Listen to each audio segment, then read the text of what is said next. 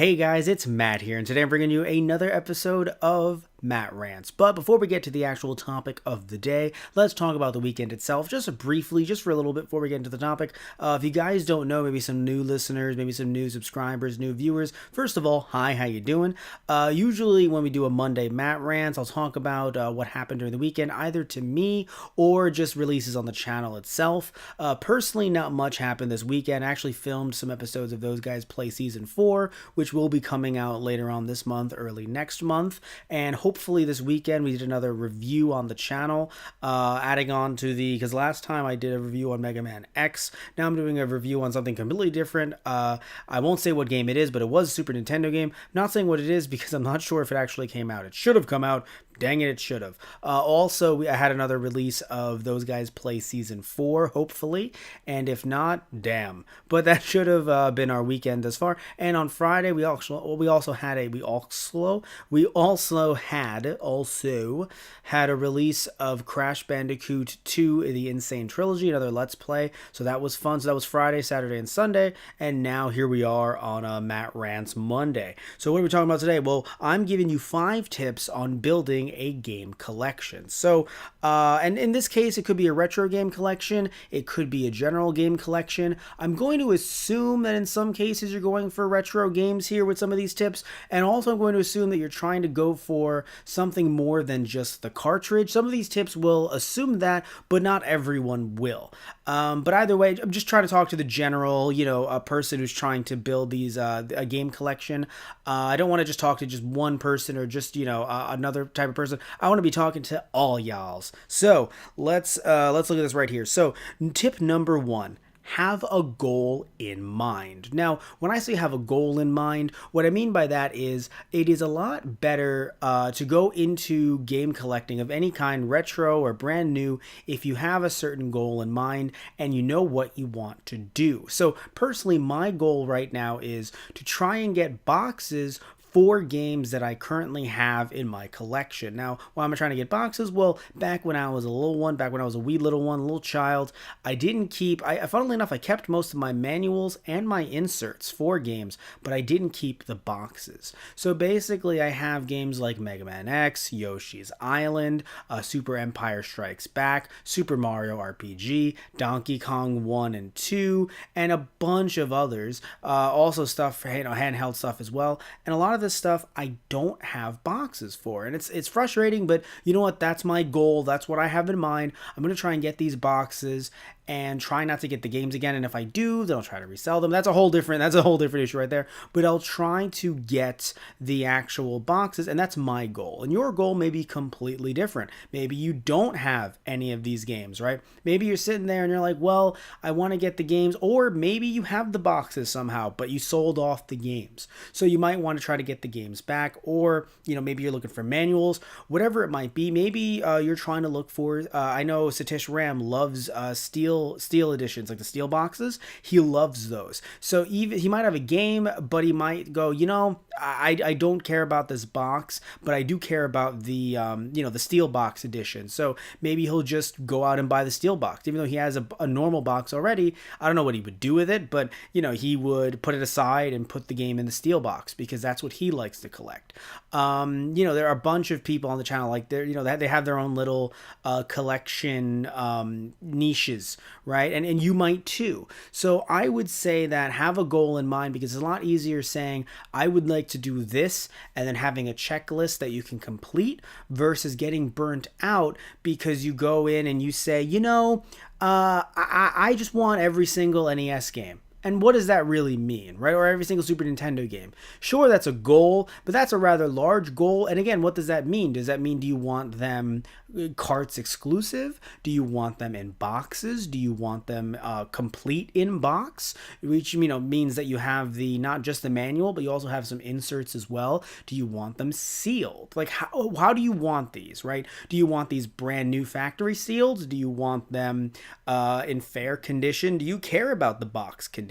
So you have to have a goal in mind when you're trying to go in and do this collecting, because at the end of the day, you might end up getting shorted out, really.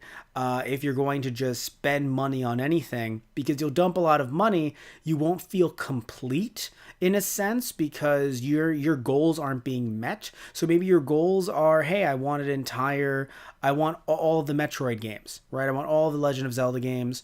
I want all of and these are separate goals. I want all of the Super Mario games, right? I want all the games that have Yoshi as the star, Kirby as the star. So you take those goals, and you just kind of chip away at what you want piece by piece, and just having that goal in mind really helps you when trying to build up a collection. And speaking of piecing, tip number 2 is piece it together. Right? So piece your collection together. Potentially, that could be cheaper in the long run. So there was a time when the idea of piecing a collection together would actually be more expensive. But I would argue that with the way retro games are going, sadly the prices are going up. I would suggest you should probably piece your collection together if you can, versus just trying to buy a game for $50 when piecing it together might actually be a lot less. So for instance, I'm not going to name, I'll name exact prices for once. I usually don't do this, but I'm just going to tell you my experience with a game called Donkey Kong 64. So I already owned Donkey Kong 64. I already owned the expansion pack. So I didn't need those. Maybe you're in a similar situation, right? You have a game, but you need the box, yada, yada. And also I have the manual as well, so I didn't need the manual. I just wanted the box. Now, if at the time, and this is not even of this recording, this was at least a good 6 months prior, so things may change. So please don't take this as the absolute price of Donkey Kong 64. Please don't do that. Check yourself, go into eBay sold listings. Don't listen to me as like a Bible for this specific game. But what happened was I owned the game and I needed the box. Already said that.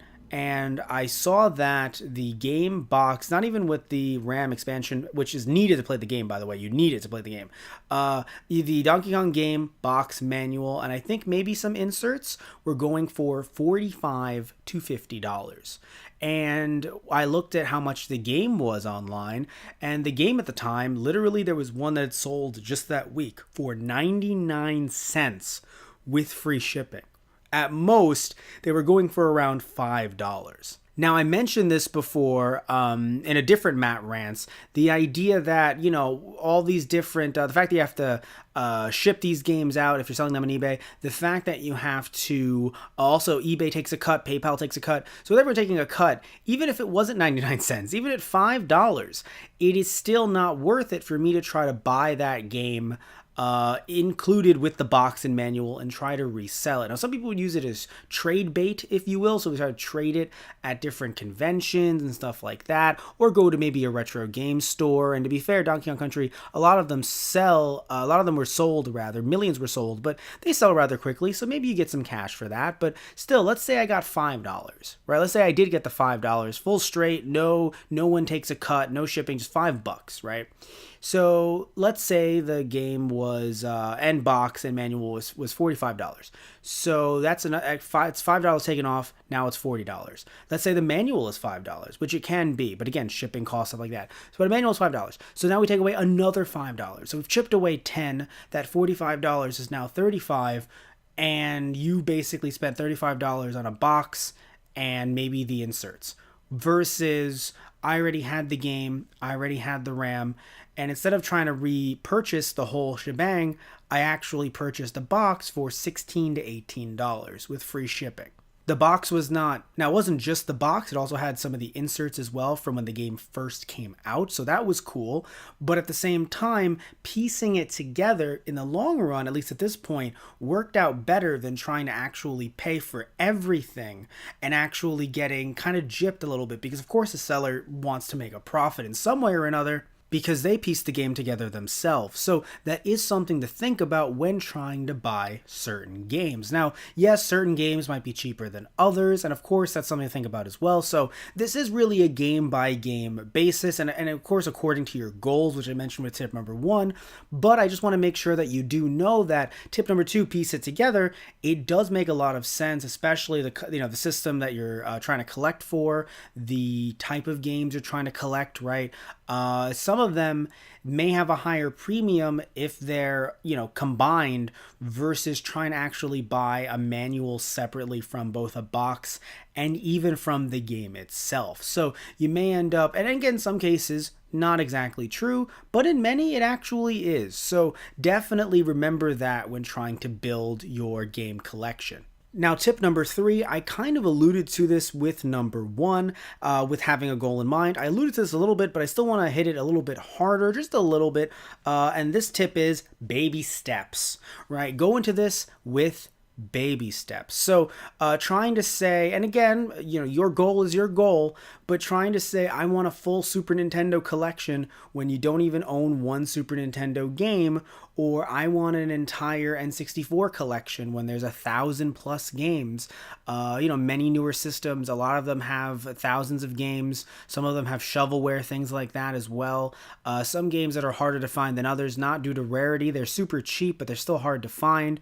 So it becomes a lot harder to try to buy these games, in general, as a bunch of people start to collect and things like that. So when it comes to, and again, not taking these baby steps, all of a sudden you're shelling out thousands and thousands of dollars, and you end up getting that collection so fast that some of the games start to feel meaningless. And also, if you don't have the space in your house, which I'll get to that a little bit later in a different tip, but if you have space in your house, then it really starts to feel a little bit, potentially less meaningful, because even if you're playing these games, it's just hard to see where they are. You're tripping over games and all that stuff. So, again, a little bit later, but just the, that'll be a tip a little bit later. But at this point, just the idea of baby steps, right? Of just slowly stepping into this, maybe saying, hey, you know what? Maybe I want to collect for, even though the Virtual Boy as a console is kind of expensive, there are very few Virtual Boy games. So maybe you do that, right? Maybe you sit back and you go, I like racing games. Let me collect all the racing games. Usually sports games are very cheap. Maybe you like sports games, so you want to see what that's all about. Maybe you're a WWE fan, a pro wrestling fan like myself, so you want to see if you can collect some pro wrestling games and see where that takes you. Maybe you want to collect some, even though there aren't that many in English when you get to old school cartridges, but maybe, you're collecting newer games. So, or PS1, PS2 games, you want to collect anime adaptation games released in the US. Or maybe ones that aren't released in the U.S., right? Maybe some that are for the Super Famicom or for the Famicom, or for the Japanese PlayStation and Japanese N64, stuff like that. A lot of interesting games out there, right? Not just U.S. based. So maybe you want to do that. Baby steps, right? Because you're gonna, if you don't do that, and you just kind of spend all your money on everything you can get, sometimes it'll work out for you. Sometimes you might end up getting out of the hobby just as soon as you got into the hobby, because, it's hard for you to really get attached to these games, to play these games. I mean, I don't know about you guys, but I have a very hectic schedule. So if I'm sitting here buying so many games, all of a sudden it's like, wait, do I have the time to play this? Do I have time to play that? For me, it's playing stuff for the channel and having fun with it, but also doing it for the channel as well. But for you guys, you have other jobs as well. I have other jobs as well, but you guys also have those. And, maybe you guys go to school, whatever it might be. You have a family to take care of, or that they take care of you. So it's a bit hard for you to kind of sit there and play these games if you end up getting, all these games per month, especially if you think, oh, they're so cheap, I can get so many of them. I'm not getting them, in box. I'm getting them, just cartridges. So just pass them all over. All of a sudden you end up getting, halfway through a collection, maybe 400 games, maybe more. And there isn't a feeling there. There isn't a connection. So I would say baby steps. Now we're on to tip number 4. Only buy what you'll play or display. Now, in no way am I trying to put down anyone who doesn't play games, who just collects to put things on a shelf. I'm not putting you down, or vice versa. I'm not putting down people who, who play their games and don't really care about displaying them. And also, I'm not even trying to put down people that don't have a lot of space in their house. I don't either. But I think that the reason why I'm saying this is because, again, the idea of try to have some kind of connection to these games that that you are collecting, that you're playing, I think that I would say try to only buy games that you will either play. If you're someone who's a player who just wants to buy these games to play them, try to pick a select few games that maybe resonate with you. And if you find out that they don't, then yeah, easily resell them, get them out of your collection. But try to find a game or games that resonate with you for some reason. Maybe, you played Mario games as a kid, so you have that kind of attachment to it. Maybe, you're like me and you saw Power Rangers as a kid. Maybe you had, I remember when I was a kid, I had Power Rangers Lightspeed Rescue. I don't have it here, but I might have it at my dad's house in Long Island. I have to find that game. That was a really good, that was a fun game. I don't know if it was really good, but it was fun for the PS1. And so maybe you go, man, I want to collect Power Rangers games. Right? I just want to collect all the Power Rangers games. And because you have that connection, and there aren't that many Power Rangers games compared to, just Mario games or a bunch of other franchises, I would argue there aren't that many US based. So you might sit there and go, I have this connection. I really want to play these. Or you go, I really want to display these on a shelf. Again, there aren't that many, so you can just buy all of the Power Rangers games and display them on your shelf. Now, the reason why I say this, though, is because, again, not trying to shame you for not having the space, but, you end up collecting all these games, and then you put them in a bin somewhere in a closet. You not only forget about them, both from do I own that? I forgot if I own that. But you also forget about them in the sense that, what you don't see, out of sight, out of mind. That was the phrase. That's the phrase right there. Out of sight, out of mind. So there's just this attachment that just leaves you. And before you know it, you have a bunch of games in bins, either in your closet, under your bed, somewhere in your room. And, they end up becoming furniture rather than being games that you either can play or display. And now on to tip number 5, research current prices / try not to raise them. Now remember, these are just tips. I'm not telling you what to do. I'm not telling you what to buy, how to buy it. It's really all up to you at the end of the day. However, the reason why I'm bringing this up is the fact that when you do your research, when you go on eBay, instead of looking at the best match, which is the first price that's listed, try to go to price plus lowest shipping. Now some of you guys might go, well, duh, Matt, of course I'm going to do that. But then I would suggest going over and trying to click sold listings, and actually not just completed but sold listings. It's a button that you can press on the left hand side. I don't know what it might be on mobile, but I know that when you're using a desktop or a PC, whatever it might be, left hand side of the screen, go all the way down and click on that, check that off, so you can see what prices these games have sold for recently. Because what might end up happening is someone can put a game for as high as they like. Even if you're looking at the lowest price, it might be listed at something like $50 when recently the game was actually selling for $25. So then you have to make a choice. You have to make a decision. Are you going to buy it for $50 online?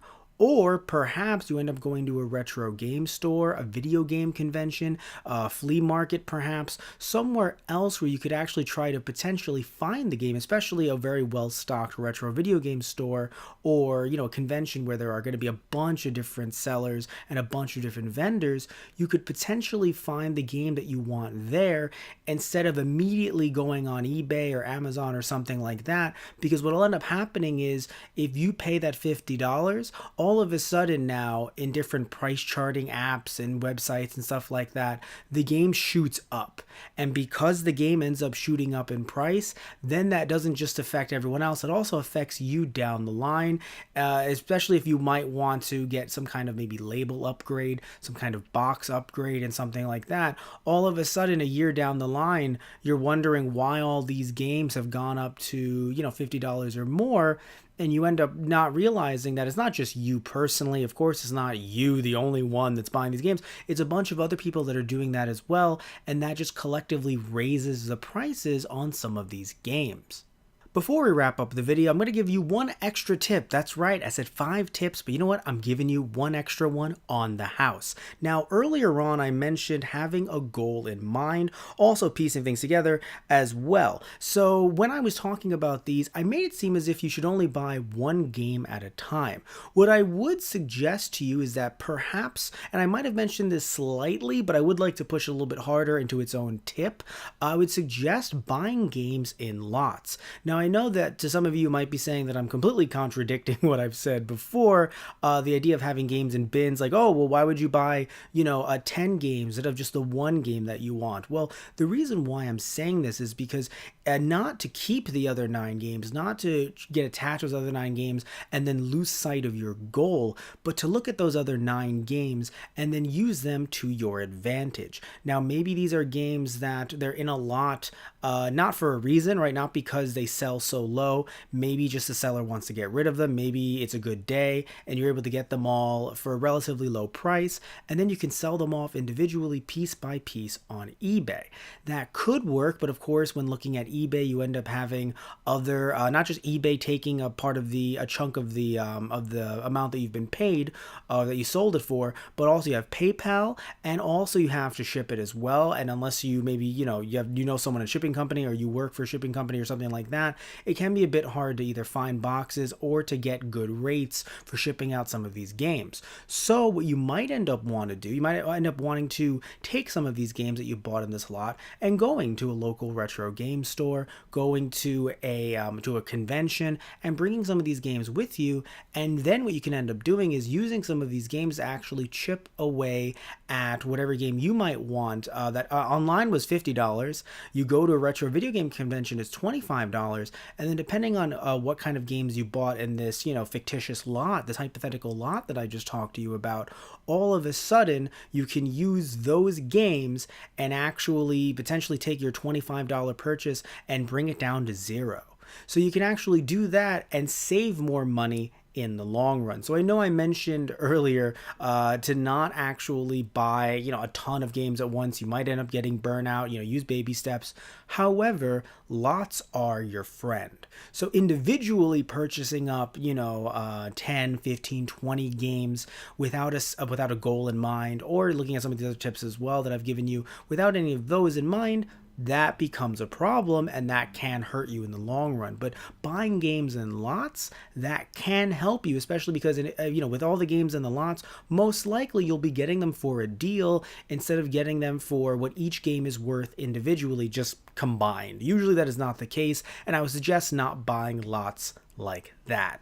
All right, everybody, so we've reached the end of our video. Thank you all so much for listening in. Thank you so much for watching. Please remember to like and subscribe if you liked the video, and if you didn't like the video, you know what to do. You can still like and subscribe either way. Also would like to mention that please comment below if these tips helped you at all. Please comment below if you want to, maybe if you're a long time retro video game collector or a general video game collector, and you want to give some tips to newbies, and it's okay to be a newbie, but to some of the newbies down below, please just offer any tips, any comments, concerns, perhaps anything you guys want to talk about in the comments below. Thank you all so much for listening. Tune in next time for another episode of Matt Rants. All right, guys, take care and see ya.